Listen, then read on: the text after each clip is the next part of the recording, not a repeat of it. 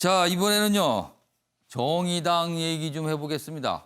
총선 결과에 대해서 정의당 어제 심상정 대표가 눈물까지 흘리면서 글쎄요. 어떤 심정인지 모르겠습니다. 억울하다는 뜻일까요? 아니면 뭐가 아쉽다는 뜻일까요? 그런 모습도 포착이 좀 됐습니다. 먼저 이 기사 좀 보겠습니다. 비례 위성 정당 탓에 정의당과 국민의당은 계산을 해보니까 비례대표 의석이 7석씩 날아갔다. 그러니까 위성정당이 없었다라면 7석씩을 더 가져갔을 수 있었다는 거예요. 계산을 해보니까. 왜냐하면 준연동형 비례대표제는 그런 취지에서 이런 좀 규모가 작은 정당들이 많이 가져갈 수 있게 돼 있는 건데 이거 안 됐다는 거죠.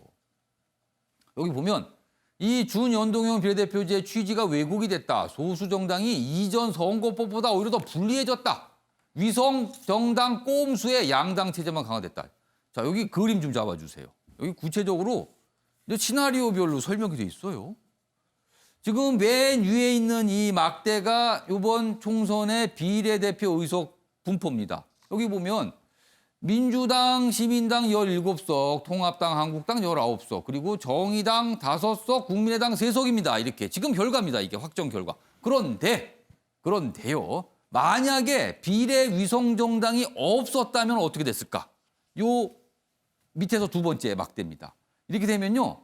민주시민은 6석, 통합한국은 12석입니다. 반면에 정의당은요.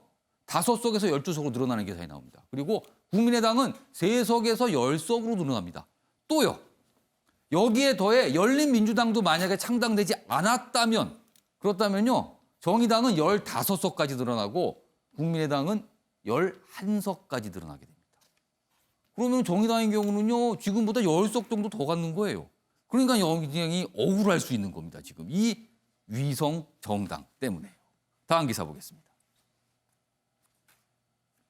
당선 못 시켜 정말 미안합니다. 통안에 눈물을 쏟은 심상정 대표입니다. 큰 사진으로 지금 눈물을 흘리는 모습이 포착이 돼 있습니다. 어제 정의당이 국회에서 선대위 해단식을 열었는데 그 자리의 모습입니다. 20석 확보, 단독 교섭단체 이런 걸 꿈꿨잖아요. 그러나 완전히 물거품이 돼서 지역구 의석까지 해서 6석에 그쳤습니다. 자, 그럼 여기서요. 관련 영상 확인해 보겠습니다. 최선을 다한 당원들과 정의당의 홀로서기를 응원해 주신 국민 여러분께 더 좋은 결과를 보여드리지 못해 죄송하다는 말씀을 드립니다. 20년을 외롭고 고된 길을 걸어왔지만 정의당은 또다시 시작하겠습니다. 무엇보다 모든 것을 바쳐 고단한 정의당의 길을 함께 개척해온 우리 자랑스러운 후보들 더 많이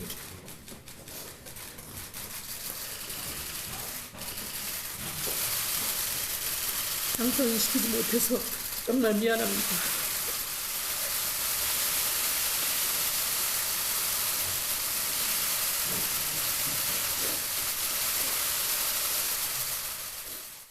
선거 결과에 대한 모든 책임을 지고 물러납니다. 그러나 당원 동지 여러분, 다당제의 불씨마저 사그라들어서는 안 될 것입니다. 저에게 아직 건강이 있고 새롭고 왕성한 정신이 있는 만큼 그것으로 우리 국민운동을 통해서 여러 가지 일을 할 수 있고. 심상정 대표의 눈물, 그전에 만감이 교차하는 어떤 표정이 좀 읽혀졌습니다.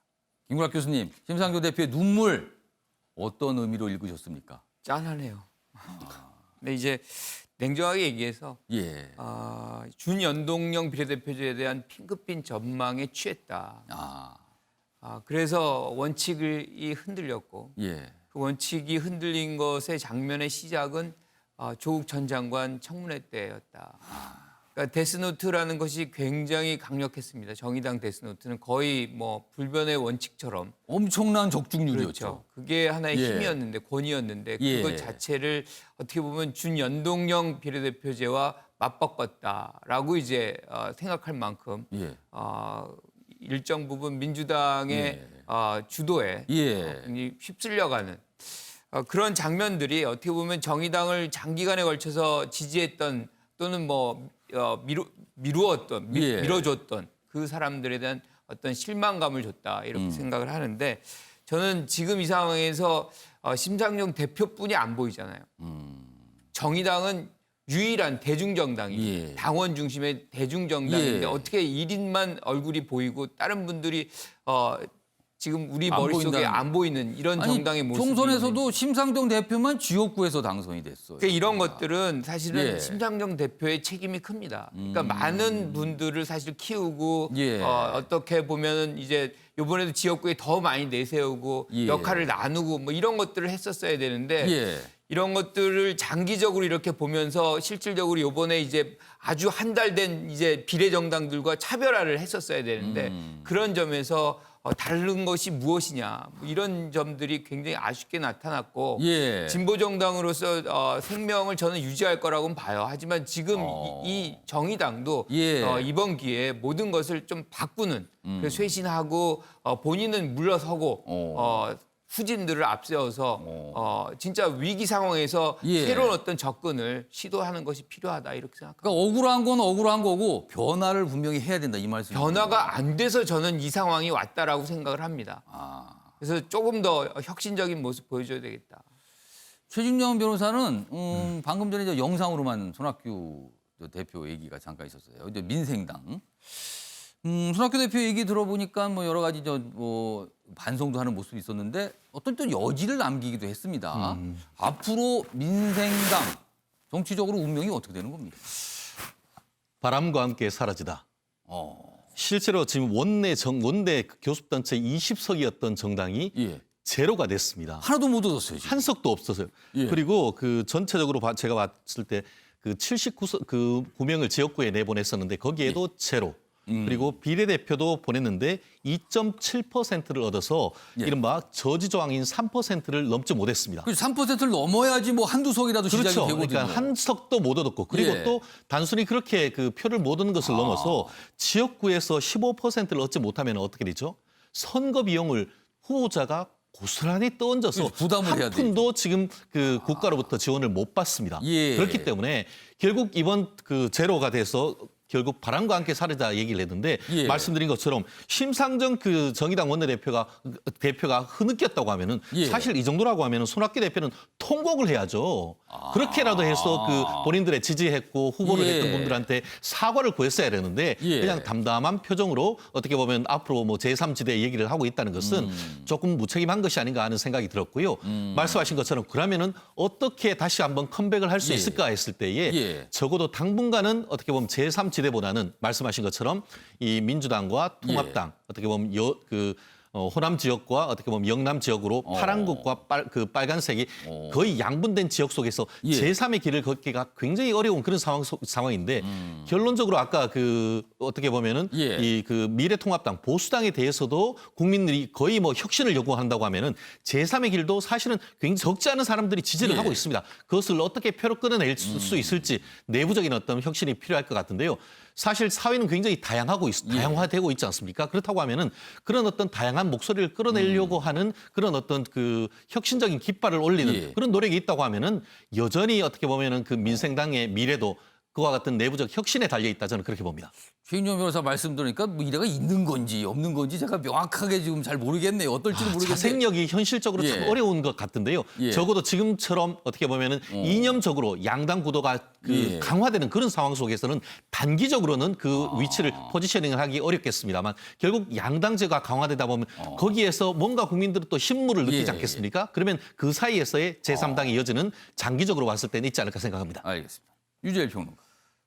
좀 눈물 흘리는 분한테 좀 미안한데요. 냉정하게 또 말하겠습니다. 쓴소리를 하시려고 그러시나 보네요, 지금. 네, 예. 냉정하게 말하겠습니다. 그러니까 선거법이요. 예. 심상정 의원이 이거를 위반했던 선거법이니까 예. 사과 후 원상 복귀하십시오. 원상 복구하십시오. 원래대로. 네, 그러니까 위성 정당 보는 거 유권자로서도 피곤한 일이고 누가 봐도 꼼수가 난무하고 정상적이지 않은 선거법이잖아요. 이거는 심상정 의원님이 본인한테도 좋은 거잖아요. 오히려 더 손해 봤으니까. 예. 이 선거법 개정에 대해서는 사과를 해야 된다. 패스트트랙 그 절차부터 지금까지 예. 이 결과까지 사과 예. 후 원상복구 총대매십시오. 심상정 뭐 대표님. 약간 조언 같기도 하고 어떻게 보면은 좀 약간 쓴소리를 아주 강하게 하셨네요, 지금. 그 말씀을 하시려고 바로 기회를 요청하셨군요. 네. 이종근 평론가도 네. 하실 말씀 있으세요? 민생당과 관련해서 한 말씀만 드리면 예. 사실 민생당이 뭐 제3지대 운운은 하시지만 예. 사실 속내를 들여다보면 호남을 기반으로 한 정당이에요. 거의 다 지역구도 그렇고 그렇습니다. 민생당이 뭉쳐진 게 이제 이 선거의 또 다른 의미가 뭐냐면 예. 지역 정당이요 안녕이라고 생각을 해요. 오. 그러니까 지금 호남을 기반으로 한 호남 정치를 알아야 된다 이런 어떤 말이나 예. 혹은 목포에 지금 낙선된 박지원 의원을 예. 한번 상징적으로 말씀드리면 목포는 한 번도 김대중 대통령과 연관이 없는 사람을 뽑아준 적이 없어요. 건너갑 의원, 하나갑 의원, 예. 김홍일 아들 의원 예. 또 지금 박지원 의원까지. 근데 최초로 김원희 당선인 서울시 정무부 시장 한 사람을 목포에서 뽑아줬어요.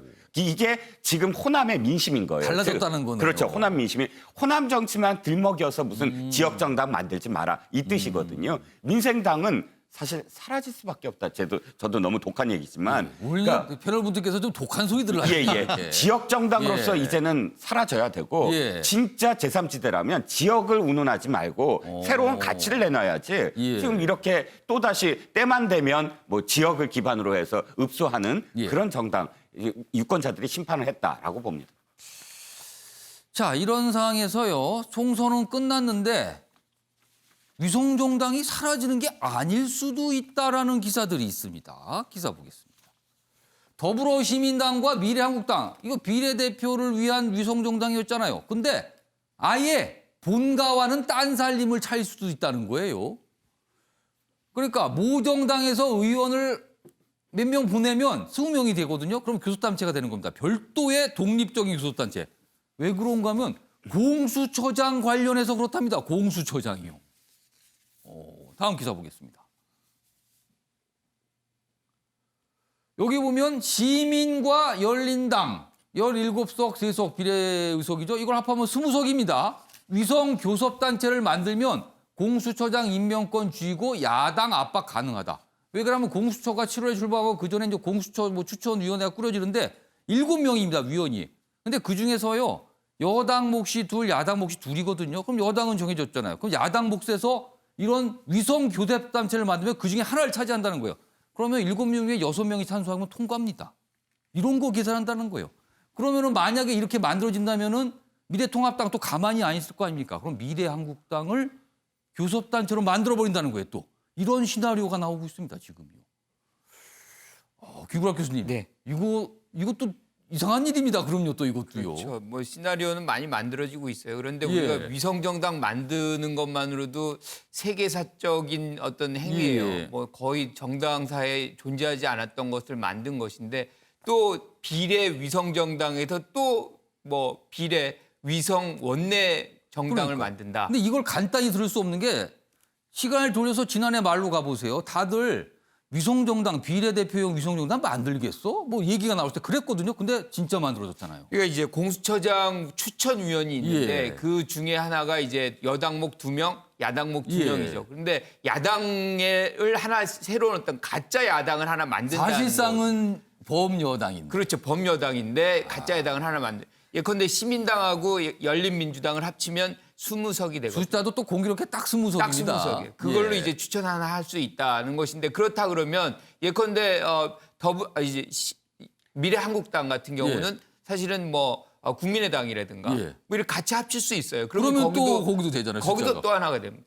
그러니까 이런 모습이라는 것이 우리가 지금 정상적인 정치이냐라는 예. 것이죠. 그래서 이렇게 180석 의석을 가진 예. 거대 정당의 민주당이 예. 다시 이런 이 추천위원 하나 갖고서 또 다시 꼼수를 부린다면 국민들이 그걸 어떻게 바라보겠느냐. 꼼수 정치의 끝이 어디까지 21대 국회까지 또 가야 되는 것이냐. 총선 끝나도 또 꼼수가 될 수 있네요. 그렇죠. 저는 이 부분에 대해서는 조금 크게 통 크게 민주당이 가야 되는 것이고 예. 원래 했던 대로 야당 몫이 줄 게 있으면 주고 그 부분에서 또 뭐 예컨대 예. 이제 뭐 미래한국당이 예. 또는 미래통합당이 예. 꼼수를 부린다. 그럼 그것 또한 이제 국민들이 지켜보고 있는 것이거든요. 그래서 좀 투명한 정치 좀 했으면 좋겠다. 사실 이번 총선 결과는 국민들이 그런 명령을 한 거 아닐까요? 꼼수 그만 부려라. 이거 아니겠습니까? 근데 또 진짜 이런 모습이 나타난다면 이거는요. 너무 혼란이 아닐까 좀 싶습니다.